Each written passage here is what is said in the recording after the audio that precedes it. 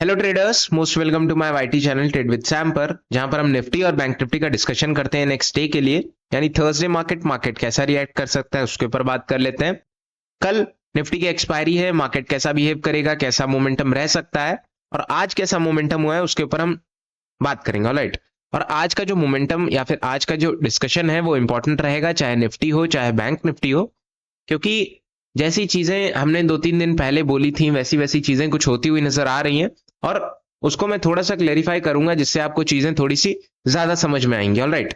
अगर आपको ध्यान होगा पिछले 2 दिन का अगर आप डिस्कशन देखोगे, मैंने आपको बताया था कि मार्केट में थोड़ा बहुत फॉल आ सकता है क्योंकि 25,000 के नीचे day by day daily closing मिल रही है। नेक्स्ट डे आपको फॉल भी देखने को मिला और जब ये फॉल देखने को मिला था 2 दिन से मैं कह रहा था कि फॉल भले देखने को मिले बट थोड़ी बहुत जो बाइंग देखने को मिल रही है उससे एक पंप जरूर आएगा और अगर वो पंप आता है और टिक जाता है 25,000 के ऊपर या 24,900 900 950 के ऊपर तब तो ठीक है, वरना अगर नहीं टिकेगा तो फिर डायरेक्ट वापस से ये फॉल आपको देखने को मिलेगा जैसा आपको देखने को मिला। ऑलराइट। आई होप आपको बात समझ में आई होगी जो मैं आपसे कहना चाह रहा था 2-3 दिन पहले से।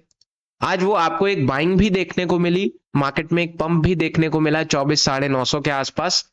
ऑलमोस्ट आप 25,000 ही समझ सकते हो क्योंकि मार्केट इसी रेंज से लगभग लगभग हर बार एक अच्छा रेजिस्टेंस लेने की कोशिश कर रहा है और आज भी इसी रेंज से एक अच्छा रेजिस्टेंस लेने की इसने कोशिश की। ये करेक्शन नहीं था, एक रेजिस्टेंस बेसिकली ये करेक्शन था एंड देन वापस से एक पुल बैक देकर के नीचे आ गया मार्केट। और अच्छी चीज क्या है कि अभी आप क्लियर नहीं कह सकते कि मार्केट वापस से नीचे जाएगा या वापस से ऊपर जाएगा। दो चीजें हैं, मैं आपको बताता हूं। पहली चीज क्या है कि अगर आप ध्यान से देखो मार्केट में ऊपर इसने उठने की कोशिश की, नो डाउट, बट बहुत ज्यादा ये ऊपर जा नहीं पाया। 24,800 की रेंज से ही ये वापस नीचे आ जा रहा था और सेकेंड हाफ लगभग 12-15 के आसपास इसने पूरा दिन निकाल दिया ऐसे ही। फर्स्ट हाफ में जो मोमेंटम मिला मिला, बाकी पूरा दिन खत्म। ऑलराइट। अब ये चीजें क्यों हुई मैं आपको बताता हूं। सबसे पहली चीज क्या थी, ये जो मोमेंटम देखने को मिला ये एक जस्ट पुल बैक था। असली जो मोमेंटम था ये डाउनसाइड का चला आ रहा था। ऑलराइट। नेक्स्ट, जब वापस से इसने उठने की कोशिश की अपने सपोर्ट से कहीं ना कहीं, लेकिन जो कॉल राइटर्स थे वो बहुत ज्यादा हैवी थे। 24,800 900 25,000 के आसपास अच्छे खासे कॉल राइटर्स बैठे थे। अब मार्केट में इतने कॉल राइटर्स बैठे हैं तो कहीं ना कहीं हर्डल तो देंगे ही देंगे। 24,800 के आसपास हर्डल मिला। और अच्छी चीज क्या है मैं आपको दूसरी चीज बताता हूं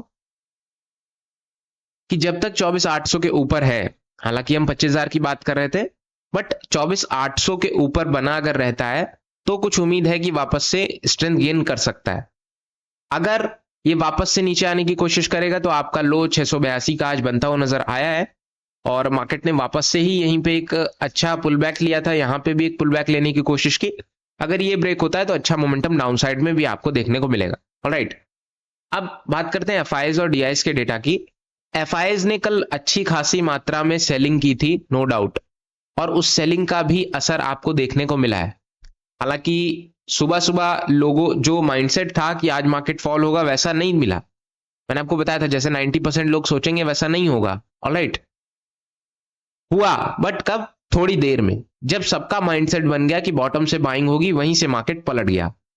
ऑलराइट। तो ये सारी चीजें आपको साइकोलॉजी पर्पज से सीखनी पड़ेंगी और ये एक्सपीरियंस पर्पज से आएगा आपको। ऑलराइट। फिलहाल आज का लो हम मार्क कर लेते हैं 660-70 के आसपास। अगर ये ब्रेक होता है तो इजी टारगेट आपको डाउन साइड का देखने को मिलेगा। 582, 24,500 और 24,49 के आसपास, 449 के आसपास आपको देखने को मिलेगा। ऑलराइट। अपसाइड की अगर बात करें, अगर हम अपसाइड की बात करें तो 24,800 के ऊपर अगर टिकता है तो 858 के आसपास पहला लेवल। नेक्स्ट 900 950, मतलब 900 को ब्रेक करेगा तो 950 इजीली आपको टारगेट मिलेगा एंड देन 25,000। बट इसी रेंज को ब्रेक करना काफी थोड़ा सा पॉसिबल लगता हुआ नजर आ नहीं रहा है क्योंकि इस रेंज में मार्केट में अच्छा खासा रेजिस्टेंस भरा पड़ा है और अगर आप ये ब्रेक कर ले गए तो मोमेंटम फिर अच्छा खासा अपसाइड में वापस से आपको देखने को मिल सकता है। ऑलराइट। ऑप्शन चेन देखने की कोशिश करेंगे। ऑप्शन चेन में 24,800 के आसपास पुट राइटर्स हैं, 24,700 के आसपास हैं। बट बहुत ज्यादा नहीं है, 24,800 के आसपास है रेंज में, बट बहुत ज्यादा नहीं है, सपोर्ट बरकरार है।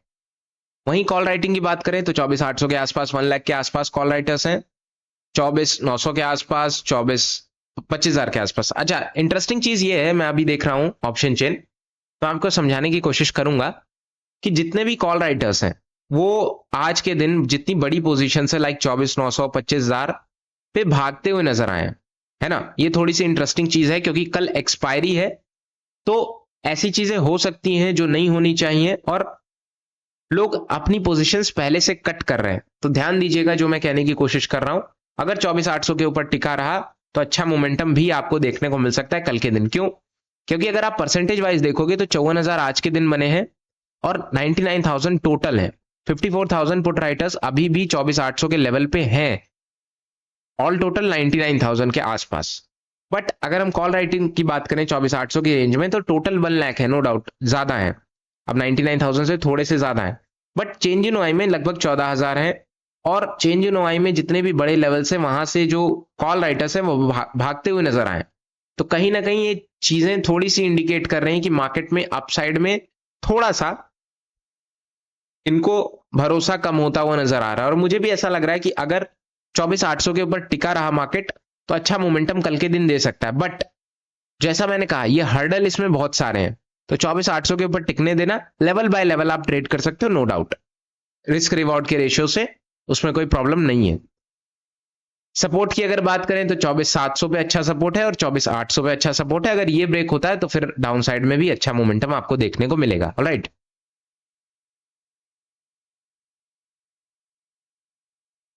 बैंक निफ्टी की बात कर लेते हैं। बैंक निफ्टी ध्यान से देखोगे सेम कंडीशन अप्लाई हुई, बॉटम से आज बाइंग देखने को मिली थोड़ा बहुत, लगभग 55,300 के आसपास, एंड वापस से भयंकर सेलिंग, डाउन साइड से फिर से एक सपोर्ट देखने को मिला, बट उससे ज्यादा कुछ खास हुआ नहीं ऑल ओवर मार्केट में।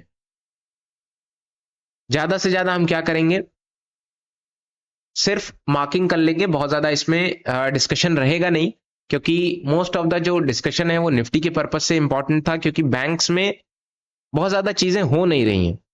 ऑलराइट, चीजें होने ना होने का मतलब ये है कि मोमेंटम बहुत ज्यादा नहीं मिल पा रहा है और आईटी सेक्टर में ज्यादा वॉलेटिलिटी है, जिस वजह से बैंक निफ्टी में ज्यादा आपको वॉलेटाइल मूव और ये सारी चीजें देखने को मिलती हैं, है ना।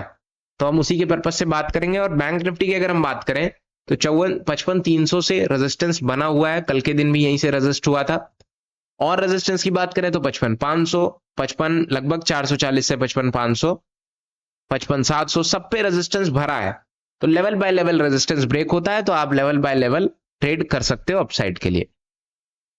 डाउन साइड की बात करें 54,900 से लेकर के 820, और नीचे अगर हम जाएं तो लगभग 600 642 के आसपास एक सपोर्ट अच्छा है, ये इस रेंज के आसपास मैं मार्क कर देता हूं, लगभग 680 से 910 के बीच में ये एक सपोर्ट, एक रेंज अच्छी है बाइंग के जोन के लिए, क्योंकि मार्केट यहां पे जब भी आ रहा है तो एक पंप लेने की कोशिश कर रहा है। और ऑब्वियसली बात है जब यही ब्रेक होगा और टिकने लगेगा तो मार्केट में अच्छा खासा फॉल भी आपको देखने को मिलेगा बैंक निफ्टी के पर्पज से। ऑलराइट, फिलहाल निफ्टी बैंक निफ्टी में डिस्कशन यही है और न्यूज वगैरह बहुत ज्यादा कुछ खास नहीं है। आज एफआईज और डीआईज का डाटा मैटर करेगा, जिससे आपको कल का दिन क्लियर होगा। और एक्सपायरी है तो नेक्स्ट वीक की आप एक्सपायरी ट्रेड कर सकते हो, क्योंकि वॉलेटिलिटी इतनी रहती है, थीटा डीके इतना रहता है कि आप जो इंडेक्स या फिर आप जो ऑप्शन लोगे वो अगर नहीं चला ऑप्शन बायर के पर्पज से तो वो बहुत जल्दी जल्दी गलेगा, गलने का मतलब है थीटा डीके होगा। ऑलराइट, और सेकेंड हाफ के बाद तो कोशिश करना बिल्कुल मत लेना, क्योंकि सेकेंड हाफ के बाद और तेजी से थीटा डीके होता है। फिलहाल डिस्कशन यही है, वीडियोस पसंद आती तो लाइक करना मत भूलना, चैनल को सब्सक्राइब कर देना। Thank you so much.